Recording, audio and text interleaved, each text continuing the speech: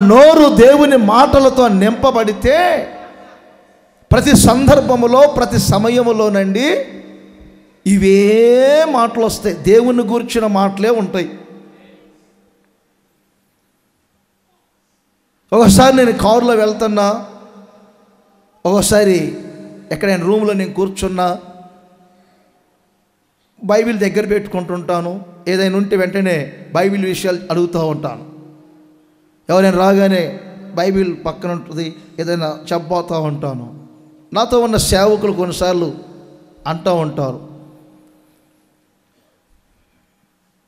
ఎప్పుడు చూసినా బైబిల్ మాటలేగా, కారులో వెళ్తున్నా బైబిల్ మాటలే, నిద్ర వచ్చేంత వరకు బైబిల్ మాటలే, ఎవరు కలిసినా బైబిల్ మాటలే. నా నోరు దేవుని మాటలతో నిండుకుంది. ఇంకేం మాటలు వస్తే నాకు? లౌకికంగా నేను మాట్లాడలేను,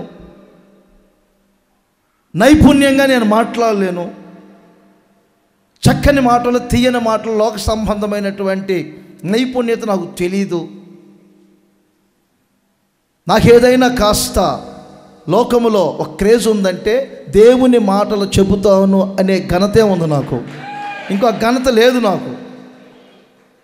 అందగాడు అనే ఘనత లేదు, ఆటగాడు అనే ఘనత లేదు, పాటగాడు అనే ఘనత నాకు లేదు. నాకు ఒక క్రేజ్ ఉందంటే, ఘనత ఉందంటే భూప్రపంచంలో ఆ ఘనత ఏమిటి తెలుసండి?